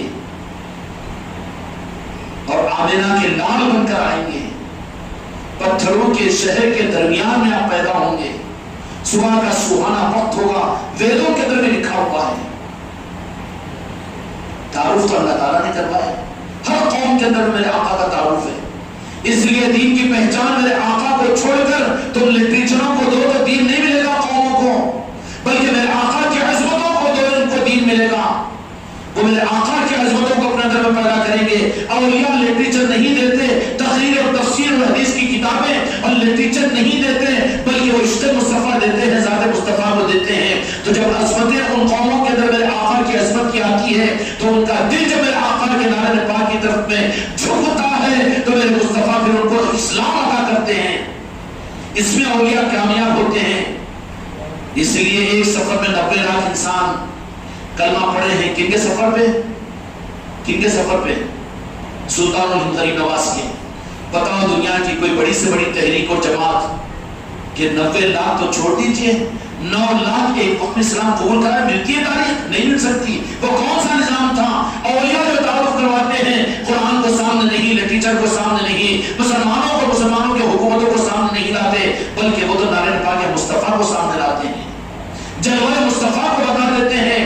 جب وہ جلوہ مصطفیٰ ان کی پیشانیوں میں، ان کے ہاتھوں میں اور ان کے وجود میں نظر آ جاتا ہے اولیاء کے، تو ان کا دل ان قوموں کا پھر ان کی طرف میں جھکتا ہے، وہ قدموں پہ پڑ جاتے ہیں، تو پھر ان قدموں سے وہ کہتے ہیں کہ یہ برادران وطن میرا ہندو بھائی میرے قدموں پر گرا ہے، یا رسول اللہ کانفرنس دیتے ہیں مدینے والوں کو پکار کر، یہ میرے قدموں پر نہیں گرا۔ یہی تو ہوتا ہے میرے کامل کا معاملہ، بہت چکا ہے کہ قدم بوسی کیوں ہوتی ہے؟ قدم بوسی کی بنیاد یہ نہیں ہوتی، بلکہ کانفرنس ہوتا ہے وہ تو کہ یا رسول اللہ یہ مجھے تھوڑی قدم بوسی کر رہا ہے، بلکہ یہ تو غوث و خواجہ کو کر رہا ہے، یہ تو محمد رسول اللہ کو کر رہا ہے۔ تو وہاں پر وہ مرادیت اس کو ملتی ہے جو ان کی قدم بوسی کرنے پر ملتی ہے۔ اگر تو ٹھوکر مار اٹھا دے یہ شرک ہوتا ہے، تو اپنے بچے کو تو اس مرنے سے محروم کر رہا ہے، تو نہیں کرتا ہے وہ۔ کیوں؟ کہ اس لیے کہ وہ کانفرنس دیتا ہے کہ میں کہاں ہوں، میری تعظیم تھوڑی کر رہا ہے، میری نسبت کی، میرے غریب نواز کی، میرے غوث اعظم کی اور میرے مصطفیٰ کی تعظیم کر رہا ہے۔ تو اس پیر کی قدم نورانیت اور روحانیت اس کو ملتی ہے کہ جلوہ غریب نواز اس کو نظر آتا ہے، غوث اعظم کا جلوہ نظر آتا ہے، تو جہاں کے مالک میرے آقا محمد رسول اللہ صلی اللہ علیہ وسلم کی نسبتیں اس کو ملتی ہے۔ اسی ربیع الاول کے مہینے میں کتنے مریدین نے مجھے دو جہاں کے مالک کی بشارتوں کی بشارتیں میرے مریدوں نے سنائی کہ ان دولتوں کو میں نظر انداز کروں۔ میرے بھائیوں، بات دوسرے رخ کے اوپر نکل گئی، لیکن اللہ تبارک و تعالیٰ سے اگر پوچھو تو یہی کہیں گے کہ مجھے مقصود ہی میرے محبوب کا اظہار ہے۔ وہ تو انبیاء کرام علیہ السلام ابھی ظاہر نہیں ہوئے، میرے محبوب کو اللہ نے ظاہر نہیں کیا، اس سے پہلے آپ کی عظمتوں کا اقرار نبیوں نے کیا، اور یوں فرما کہ یا اللہ ہمیں اگر نبی نہ بناتا تو کم از کم دو جہاں کے مالک میرے آقا محمد رسول اللہ صلی اللہ علیہ وسلم کا امتی بنا دیتا۔ نبی نبوت کے مقام کو نہیں جانتے؟ یہ تو اعزاز ہے تم پر مجھ پر۔ اللہ ہم کو اور آپ کو اس رخ کے صحیح کرنے کی توفیق عطا فرمائے جو اللہ تعالیٰ نے مجھ پر آپ کو اپنے محبوب کا نام لیوا اور آپ کا کلمہ پڑھنے والا بنایا کہ نبی تمنا کرتے تھے کہ مجھے آپ کا امتی بنا دیا جاتا۔ یہ کون سی چیز تھی کہ نبوت کے مقام کو نہیں جانتے تھے، جانتے تھے لیکن یہ جانتے تھے کہ اللہ کو اپنے حبیب کا اور اپنے حبیب کی نسبت کا اور اس پر جو نورانیت ملے گی اور اس کے اوپر جو کیفیت ملے گی اللہ کی بارگاہ کی قبولیت، اس کا کیا مقام ہے، کتنی ملے گی قبولیت؟ انبیاء کہیں گے کہ ہم نے اپنی قوموں تک دین پہنچا دیا، کہا کہ اس کی دلیل پیش کرو، قوموں کو پیش کریں گے، مانیں گے نہیں اللہ تعالیٰ، پھر کیا کہیں گے؟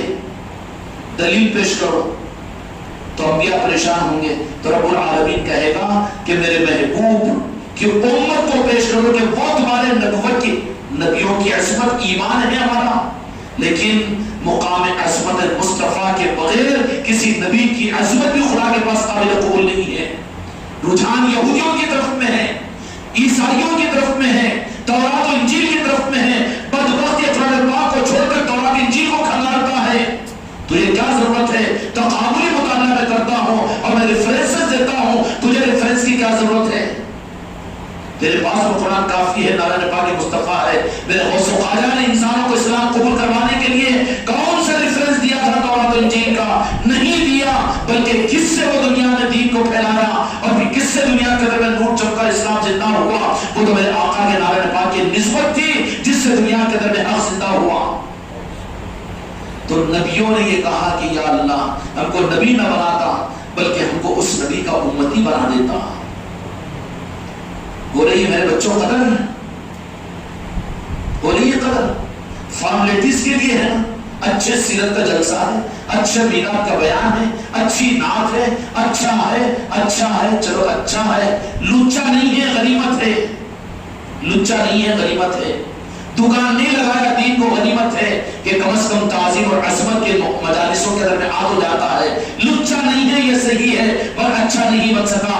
اچھا بننے کا ثبوت یہ ہوگا کہ اپنی آخری سانس میرے آقا کی مسکراہٹ کے لیے دینے کا وعدہ اور ارادہ کر لے، یا رسول اللہ کوئی چیز کی طرف نہیں، نہ جنت کی، نہ دنیا کی، نہ مال کی، نہ اسباب کی، بلکہ میری خواہش اور آخری خواہش یا رسول اللہ تمہارا در ہو وہاں میرا سر ہو، اور جہاں تمہاری دیدار ہو وہیں پر میری آخری سانس ہو۔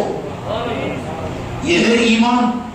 اگر یہ دولت حاصل نہیں ہوئی تو میرے بچوں دن کے اجالے کے نکلنے سے پہلے رب کی بارگاہ میں یہ مانگو، چل چلاؤ لے لپیٹ وہاں نہیں چلے گا رب کی بارگاہ میں۔ اس لیے میرے دوستوں ان انبیاء کرام علیہ السلام نے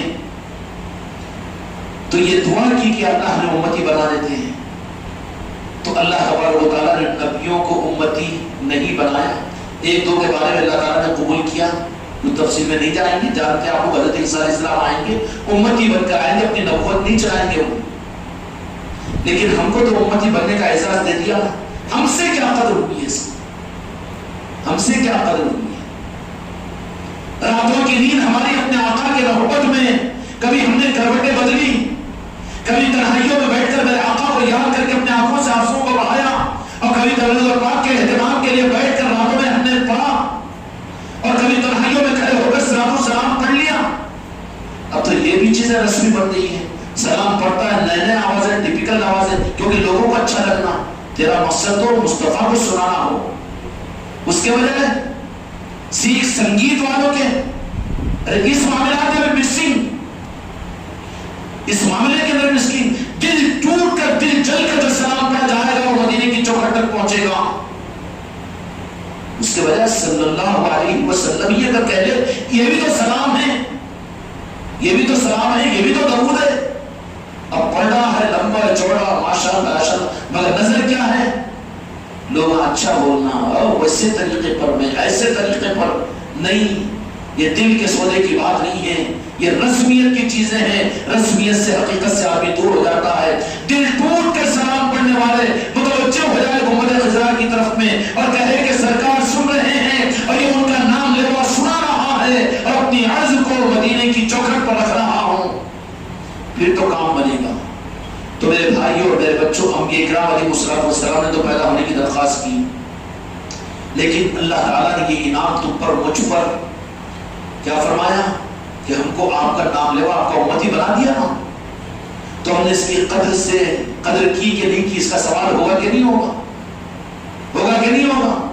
نبیوں کی چاہت کا نمونہ سامنے، رب نے ان کو بنا دیا نمونہ اور ہم کو ان کا امتی بنا دیا۔ اب ہم سے اس نعمت کا کتنا حق ادا ہوگا؟ اسلام سے پہلے اس کا سوال قبر میں ہوگا، قیامت میں نمازوں کا سوال ہوگا، قبر میں میرے آقا کے محبت کا اور عشق کا اور نسبت کا سوال ہوگا، یہاں پار تو وہاں پار۔ اگر یہیں پر ڈاؤٹ فل ہو گیا تو پٹائی تو یہیں سے شروع ہو جا۔ اب میں نمازی تھا، نماز کا جزا اور بدلہ معاملے کا ٹھہر، یہاں تو عشق مصطفیٰ پر تو فیل ہو گیا نا، یہاں تو ٹوٹے گی قبر، یہاں تو بھیجے گی، یہاں تو جہنم میں جلایا جائے گا۔ میں نمازی تھا، میں بیان کرنے والا تھا اور میں ماشاءاللہ یہ تھا اور میں یہ کرنے والا تھا، وہ بدلہ قیامت میں ملے گا۔ اچھا قبر میں تو ایمان، قبر میں کیا ہوگا؟ ایمان۔ اچھا پھر وہ بھی کیا مطلب ہے؟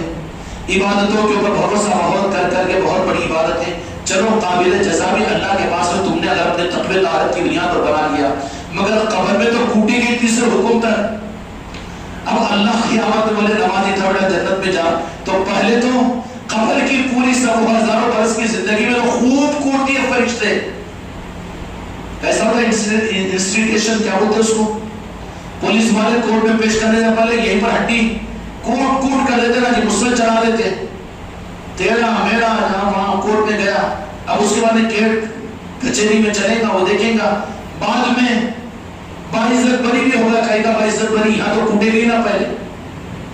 تیار ہے؟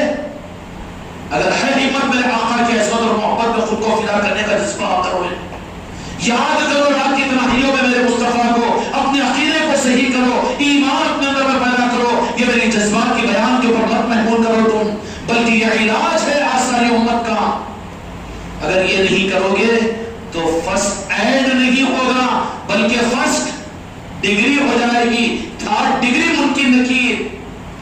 اہلی حدیث میں ہتکڑیاں لے کر آئیں گے، پاؤں بیڑیاں لے کر آئیں گے، جہنم کا بچھونا لے کر آئیں گے، کتنا پلا پلا کے بیان کرتا ہے، لیکن کس کے لیے؟ کس کے لیے؟ جو مومن نہیں ہوگا اس کے لیے۔ میرے جو مومن ہوگا، جس کا دل میں عشق مصطفیٰ سے منور ہوگا، میرے آقا کی مسکراہٹ تو ساری بغاوت اس کو دور کر دے گی ایک ہی لمحے میں۔ جیسے ہی وہ سوال کریں گے فرشتے، یہ امتی میرے آقا کی طرف میں دیکھے گا، میرے آقا مسکرا دیں گے۔ سمجھ میں آ رہی بات؟ خاموشی نیم رضامندی، منکر نکیر کاپ کے بازو ہٹ جائیں گے، نہیں یہ آقا کا امتی ہے، آقا مسکرائے اس کو دیکھ کر۔ چاہتے ہو یا چاہتے ہو میرے آقا کی مسکراہٹ؟ چاہتے ہو قبر کے عذاب سے بچنا چاہتے ہو؟ جہنم کا مسئلہ تو بعد میں ہے، نمازوں کا جزا ملنا تو بعد میں ہے، تمہاری زکات کا بدلہ تو قیامت میں ہے، لیکن قبر میں کیا ہوگا تمہارا؟ قبر میں اگر میرے آقا کا عشق تمہارے پاس نہیں ہوگا تو یہاں تو تیسرے حکم تک کوٹائی ہو جائے گی، جل جل کر جائے گا۔ اس لیے بعض قبرستانوں میں جاؤ نا تو دل نہیں لگتا، وحشت لگتی، کیوں کہ وہاں پر زیادہ ان لوگوں کی تعداد مسلمانوں کی رہتی ہے جو میرے آقا کی تعظیم اور عظمت کرنے والے نہیں رہتے۔ اس کے برخلاف میں چلے جاؤ جنساری کے پاس میں، وہاں وحشت ہوتی ہے، دل لگتا، کیوں کہ زمین کے نیچے جو اوپر بھی اس کی نظریں ملتی ہیں. کوئی چلے جائے خالد جی کے پاس میں, کوئی چلے جائے مدینہ پاک کو, شکیل بھائی گئے تھے نا مدینہ پاک کے اندر وحشت ہوتی تھی کہ نہیں؟ اپنائیت محسوس ہوتی تھی. کیوں کہ اندر ہے, اپنائیت محسوس ہوتی ہے, مغناطیس کھینچ لیتی ہے. سمجھ میں آ رہی بات؟ اس لیے بڑے بڑے بزرگوں کا معاملہ بھی یہی ہوتا کہ وہ یہ دعا کرتے کہ اللہ کو مدینے کی زمین قبر کے لیے دے, یا نیک اور صالحین لوگوں کا پڑوس ہمیں عطا فرما, اولیاء کے علاقے میں ہمارے کو تدفین کروا. یہ کیوں کہتے ہیں؟ کیوں؟ اس کی وجہ یہ ہے کہ وہاں پر وحشت نہیں رہتی, اس لیے کہ وہاں پر اہل نسبت رہتے ہیں. آپ کے علاوہ کے قبرستان میں بھی ہے اہل نسبت بھی ہے ماشاءاللہ, وہاں پر صالحین بھی ہے, ایسی بات نہیں ہے, ویران نہیں ہے قبرستان کو. لیکن ہم نے دیکھا ہے بعض قبرستان ایسے ویران رہتے ہیں کہ جہاں پر جانے کے بعد وحشت ہوتی ہے, جلدی نکل جانا دل بولتا ہے. اس کی وجہ کیا ہوتی ہے کہ مسلمانوں کے قبرستان رہتے, مومنین نہیں رہتے وہاں پر. مومنین کون ہیں؟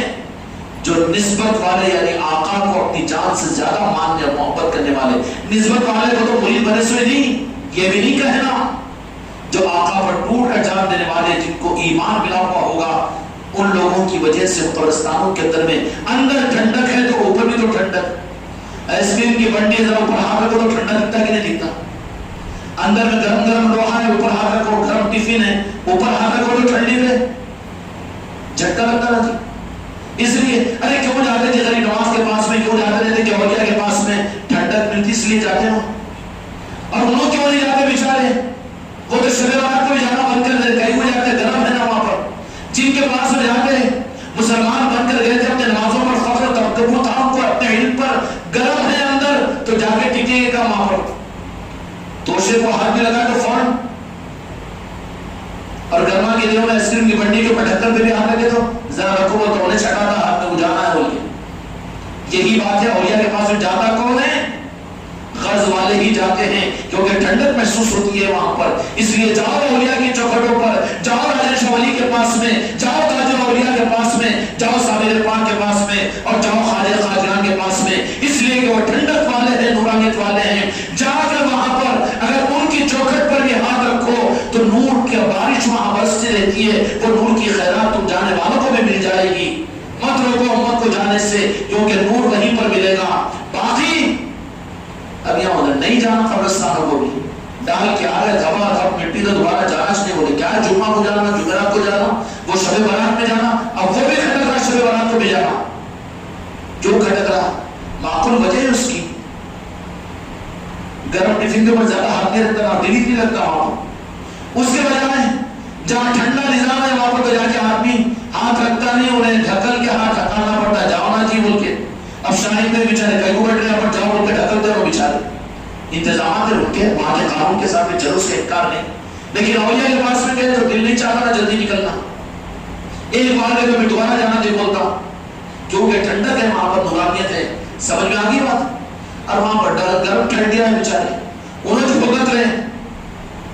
اللہ سارے مرحومین کی مغفرت فرمائے. میرے آقا کی نگاہ کرم ہوگی محفل میلاد میں تو سارے مرحومین کی مغفرت کے لیے میرے آقا کا ایک اشارہ کافی ہو جاتا ہے. بہرحال میرے آقا ہے وہ, تو ہم کو تو میرے دوستوں, میرے بھائیوں, میرے آقا کی نبوت کے بعد میں آپ کے کلمہ پڑھنے کی نسبت اور شرافت امتی عطا ہوئی ہے.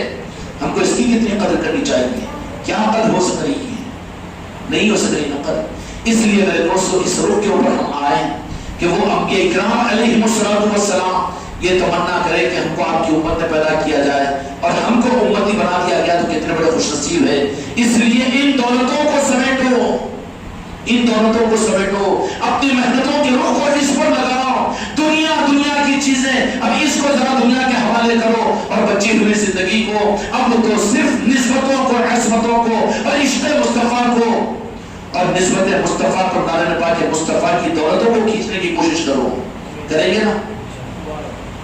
اس لیے اگر نسبت ہوگی تو آپ کے بارے میں گھڑی کے کانٹوں پر بھی نظر نہیں جائے گی, بلکہ دل لگتا چلا جائے گا نہ. ورنہ متکبر نہیں کر رہا, یا رسول اللہ مجھے معاف کیجیے, یہ تو آپ کے تذکرے کی جاذبیت ہے کہ لوگ سن رہے ہیں. لیکن ہے دنیا میں ایسی مثالیں کہ روزانہ 1.5 گھنٹہ 2 گھنٹے سنیں, نہیں نا, برداشت نہیں ہوتی. کتنے تو وہ 4 پلٹیاں بدل رہے چاند بھی مگر پھر بھی بیٹھے ہوئے، معذور بچے بوڑھے. کون سی لگن ہے یہ؟ خدا کی قسم ہے آقا کے عشق کی لگن ہے، نہیں اٹھنے دے رہی ہے. کون سی چیز ہے، کون سی تعزیت؟ عالم ہے، مفتی ہے، کیا حوالے دیتے، بخاری مسلم معلوم، قرآن آخر کچھ بھی نہیں معلوم، لیکن کیوں بیٹھ جاتے ہیں تو ایسا بیٹھتے ہیں کہ جیسے گول لگا کر بیٹھتے ہیں. وہ نسبت بٹھاتی ہے، وہ تمہارے اندر کے عشق کی دلیل ہے. آج بھی گئے تو پھر کل آنے کا ارادہ لے کر جا رہے ہیں، ارادہ کر کے جا رہے ہیں کہ زندگی اللہ اگر کل کی ادا کرے تو پھر کل کی مغرب کو پھر خانقاہ میں ہمیں ادا کرنے کی توفیق دے. یہ کون سی چاہت ہے؟ وہ نسبت ہے تمہاری. اس لیے ان معاملات کے اندر میں میرے آقا کی نسبتوں کے لیے درود پاک ہو، صلاۃ السلام ہو، یا میرے آقا کی نسبتوں کا معاملہ ہو، جہاں بھی ہو ان دولتوں کو سمیٹنے کی کوشش کرو. نسبت ہم کو ملی ہے، لیکن کیا نسبت کا نسب بھی ہم نے جاننے کی کوشش کی؟ اس لیے تبرکن یہاں پر نسب نامہ حضور اکرم صلی اللہ علیہ وسلم دو جہاں کے مالک، تبرکن تھوڑی دور تک. عبداللہ شاہد صاحب بہت سے لگا رحمۃ اللہ علیہ بہت ہی صحیح ہے. اب تو کیا ہے طالب علم ہے نا، کیا حماقت کریں گے؟ آپ اوپر پڑھ چکے ہیں کہ نور محمدی سے حضرت آدم بنے اور ان سے حضرت حوا بنی. ان دونوں سے جو اولاد پیدا ہوئی، اس اولاد میں حضرت آدم سے حضرت محمد صلی اللہ علیہ وسلم تک جتنے مشاہیر یعنی انبیاء اور بڑے لوگ پیدا ہوئے ہیں، ان کا مفصل شجرہ اس کتاب کے آخر میں درج ہو رہا ہے، وہاں مطالعہ کیجئے. یہاں تبرکن حضرت کے اجداد یعنی دو جہاں کے مالک کے اجداد، یعنی تھوڑی دور تک آپ کے آبا اجداد جو اس دنیا میں آپ ذریعہ بنے ہیں تشریف لانے کے، تھوڑا سلسلہ درج کیا جاتا ہے. تبرکن تبرک زیادہ کھاتے کی پیٹ بھر کے تھوڑا سا کھانا، ہاں تبرک تھوڑا کھا لو لیکن رات میں پڑھو 1000 مرتبہ درود شریف. کھانا پیٹ بھر کے کھاؤ، وہاں لمٹ مت لگاؤ. پیر بولے سے معاملات تو کرنا پڑتا ہے درود پاک، تو پھر معاملات کا مقصد ہی پورا نہیں ہو رہا ہے. اس لیے میرے آقا کی یاد، میرے آقا کے تذکروں سے دل لگاؤ، تنہائیوں کو میرے آقا کی یاد سے منور کرو. تنہا بیٹھے ہوتے ہو لیکن گم ہو جاؤ مدینے کی طرف میں، اور گم ہو جاؤ گنبد خضرا کی طرف میں اور ذات مصطفیٰ کی طرف میں. جب نسبت حاصل ہوگی تو پھر تمہاری بیگم بھی آ کر اٹھا دو، کیوں کہیں اٹھا لو نا ذرا بولیں گے. اب تو فون کی گھنٹی بجتے بے چین ہو جاتا. نہیں بیٹا، ہاں کیوں ہے اس نے نسبت کٹی پتنگ ہے ابھی تو کون سی جھاڑی میں ڈل جاتی ہے. اس لیے نسبتیں قائم کرو. اولیاء اکرام کو جب نسبت حاصل ہو جاتی ہے تو ایک ایک مقام پر 2.5 مہینے بیٹھ جاتے تھے. کیسے بیٹھے تھی؟ کیسے بیٹھے؟ نسبت بٹھا دی تھی. کہاں کھانا، کہاں پینا، کہاں زندگی، کہاں سانس، کہاں نیند، بلکہ نسبت ٹھنڈا ماحول محسوس ہو گیا. تو میرے آقا کے اوپر کا تبرکن نسب نامہ. رسول کریم صلی اللہ علیہ وسلم کے نور مبارک کو دنیا میں لانے کے لیے سب مخلوق میں سے بنی آدم جو اشرف المخلوقات ہے منتخب کیا.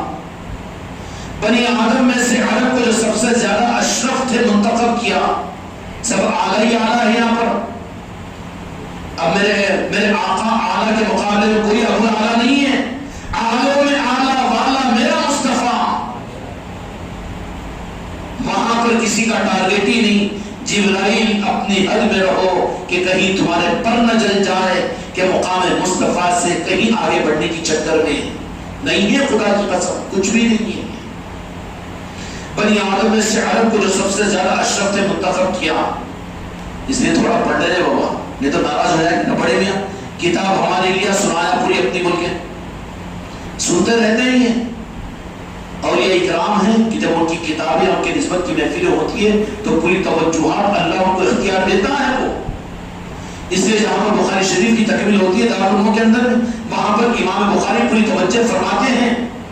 اس لیے اگر صحیح عقیدے کا اگر بخاری پڑھانے والا محدث ہوگا نا تو محدث کی سند مسند پر بیٹھنے کے بعد میں وہ اپنے آپ میں نہیں رہتا. اگر عقیدے کا صحیح ہوگا، مر گئے مٹی میں مل گیا بولنے والا ہے تو وہ گرم روٹی کا صندوق ہے، ہاتھ ہی نہیں رکھتا اور نکل کے بھاگتا وہاں سے. اگر برفدار ہے تو وہاں پر ذرا نہیں رہنے دو. مگر یہ دولت 30-35 سال تک بھی اس ملک کے اندر میں موجود تھی. دارالعلوم دیوبند کا بخاری پڑھانے والے بھی، انور شاہ کشمیری بھی بخاری پڑھانے سے پہلے سالر پاک کے آستانے پہ ایک دن کا اعتکاف کر کے آگے ختم بخاری کرواتے تھے. اب تو ڈالر اور ریال اور امریکہ کے اشاروں پر چل رہے نا جی. اب امریکہ اشارہ کر کر کے چلایا، ذرا دور ہو گیا، اب یہاں والے اشارے کر رہے ہیں، ایڈٹ بتاؤ، وہ کرو، یہ کرو. بتانا پڑتا نا، کہیں تو نہیں بتانا پڑتا. اب ان کی ضرورت نہیں رہی، ان کے غلام بنے تو ان کے غلام بننا پڑ رہا ہے. اب اگر میرے مصطفیٰ کے غلام بن جاؤ تو غریب نواز سے وہ نسبت کو جوڑ دے کے پھر تم کو ملک کا مالک بنائیں گے. تم مالک ہو، مالک کے وارث بنیں گے. عرب میں سے کنانا کو جو شرف القوم تھے منتخب فرمایا. کنانا میں سے قریش کو جو اشرف الاقوام تھے، یعنی آپ کے نسب نامے کی بات کر رہا ہوں، تبرکن سنو اس کو. قریش میں بنی ہاشم کو جو سب سے قریش میں افضل ہے منتخب فرمایا. حضرت محمد صلی اللہ علیہ وسلم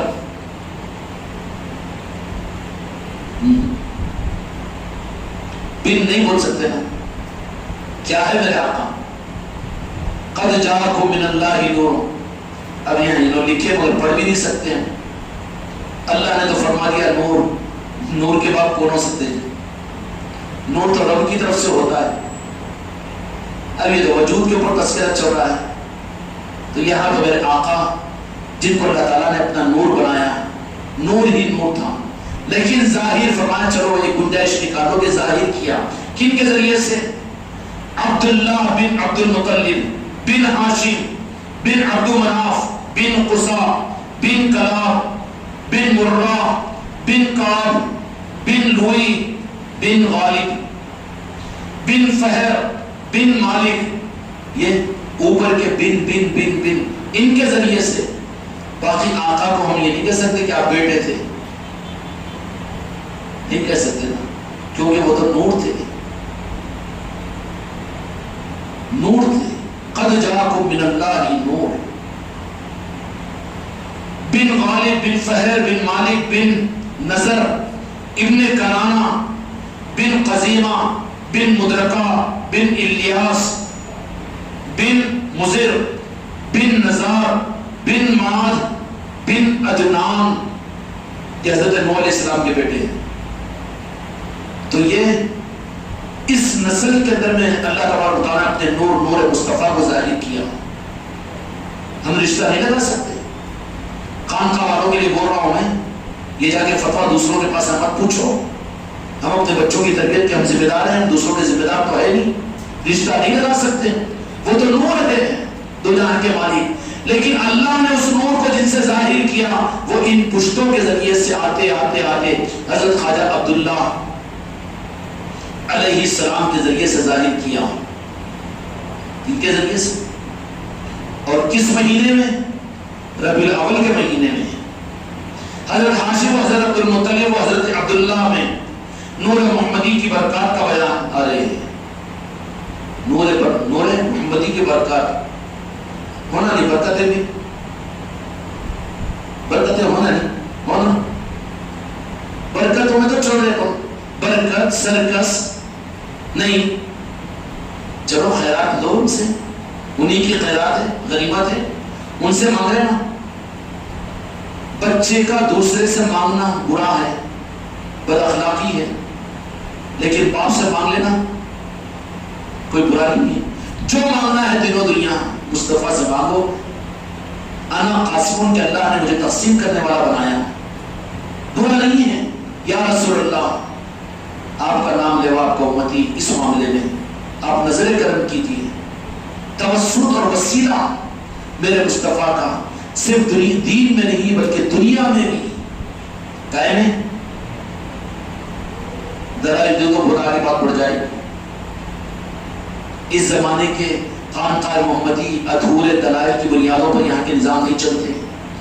اما جان سیدہ عائشہ صدیقہ رضی اللہ تعالیٰ عنہا مدینے میں بارش بند ہو گئی، قحط سالی پڑ گئی، نماز استسقا پڑھ چکے بچے بھی بغیر ٹوپی کے جنگلوں میں نکل گئے، صحابہ نکل گئے، سب ہو گئے، لیکن خدا کو بتانا مقصود تھا کچھ اور. پریشان ہو گئے، لیکن مدینے میں بارش نہیں ہو رہی. میرے آقا کے پردہ فرمانے کی بات اس کر رہا ہوں.